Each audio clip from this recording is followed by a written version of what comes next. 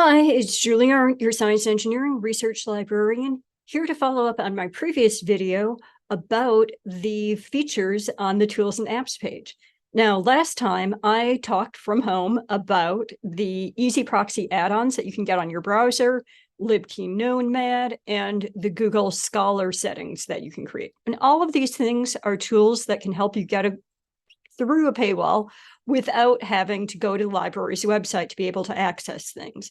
But sometimes these tools fail. And this video is going to explain a little bit about how and why they can fail, and then give you the reminder that the library really does have things more than what those tools will show you sometimes. So if you want to go behind the curtain and hear about how the easy buttons don't always work and what to do about it, stick around as we go behind the curtain.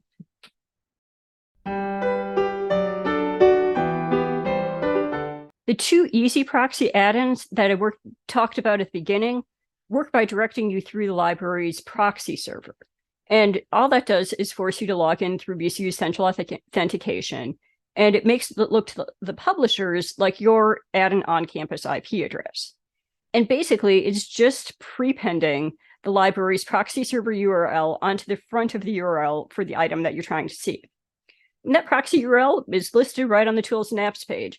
So if you wanted to, you wouldn't have to install anything. You could just have a little notepad open and copy and paste that proxy in front of the URL of whatever it is that's not letting you in and see if you can get in. So that works great for a lot of academic journals that the library gets directly from the publisher, where the library has paid for access directly to the publisher and the access is on the publisher's site. But VCU doesn't get everything that we have in the library that way. Sometimes we get materials from companies other than the publishers, and our payments go to those companies, and the access is provided on those other companies' sites rather than on the publisher's sites. So, for example, if I'm trying to access an article from Harvard Business Review, that simple button with the easy proxy, it doesn't work. And that's even though VCU Libraries has Harvard Business Review. But the library gets Harvard Business Review through EBSCO rather than directly from the publisher. So for it, I can still access the article I might want to read, but I have to use the search system in the library's website rather than that easy proxy button, because Harvard Business Review doesn't recognize our subscription through EBSCO. Now, that's just one example. The problem isn't that bad for academic journals from major publishers. So if you're working with those a lot, not a big deal. But if you're working a lot with books, market research reports, newspapers, the easy proxy button just isn't going to help much because we get a lot of those materials through parties other than the specific publisher. Now, the lesson here to remind you is that you shouldn't give up or assume that the library doesn't have something just because that easy proxy button or even LibKey didn't work. It's just that it's a shortcut. I mean, sometimes the shortcut isn't going to work, and that you'll have to go to the search system on the library's site to check. Now, if we go even further behind the curtain, specifically for the easy proxy features, as of this recording in fall 2023, some of the library technology employees at VCU Libraries are exploring changes to how we provide off-campus access. And they're considering systems other than easy proxy. So that means the proxy server button might stop working in the next couple of years when we switch over to another system. Now, assuming that happens, we might have another button that you could download, and LibKey Nomad should still work, assuming we still subscribe to it, because it works different. Now, unlike the easy proxy button, LibKey Nomad is checking against a list of what's in our collections. Now, there's still some problems with that. Sometimes the level of detail on that list that we provide to LibKey Nomad doesn't match the level of detail on the publisher's site. And so the software linking between the list and the publisher don't connect, even though the library has something. For example, it usually isn't going to do all that well for an article in yesterday's newspaper, even when the library has the article. And again, the lesson here is that you shouldn't give up or assume that the library doesn't have something just because LibKey Nomad didn't pop up with an icon. It's a shortcut. And sometimes you'll have to go through the library search system on the library's website to check if the library has it one way or another. Now, the Google customization with Get It at VCU works around a lot of those problems with LibKey Nomad and with the Easy Proxy button because it takes things a little bit further. When hitting Get It at VCU can't automatically open an article through just a simple login, it sends the information about the thing that you're looking for into the library search system so you don't have to.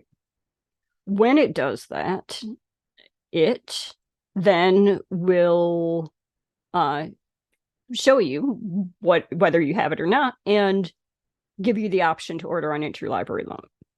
Unfortunately, Google Scholar has a different problem for accessing books and newspaper articles and the kinds of things that often aren't provided directly from the publisher to the library. Its problem is that it has a heavy focus on academic journal articles, and that focus is exactly the wrong focus for people who are trying to work around the problems with the Easy Proxy button or with LibKey Nomad. So Google Scholar is bad at connecting you to exactly the kinds of things that are problems for those other buttons. So people who are looking for those kinds of materials end up manually searching the VCU Libraries website a lot. So that's why the Tools and Apps page isn't front and center on the library's homepage. So on top of all of that, unless you make a special effort to prevent it, the Google Scholar customization can disappear when you clear your cookies and cache. And then you have to go through the whole process again of setting it up if you want to keep having that Get It at VCU button or link show up for you.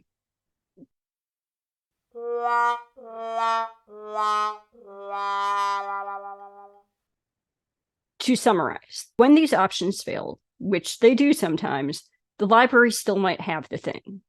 When the button or link fails, just go to the library website and check there. Even if you can't find the thing, don't give up on the library. There's still the option of interlibrary loan, which can send you materials from libraries all across the country and even internationally. And I have one more thing to add that I didn't think of while I was working from home. And that is that if you think the library ought to have something and you're not finding it, ask us. Sometimes it's just a matter of figuring out just the right trick in our search system to get to that thing that you think we ought to have. It's fine if you order something in interlibrary loan and they say, oh, no, we have it. But if you're in a hurry, sometimes we can just find things for you that you weren't able to find on your own. And all you need to do is use the Ask Us features on the VCU Libraries website. I'll put a link to some of those in the notes at the end, but you can also find just that pop-up that comes up on the library's website. For now, though, remember, don't give up.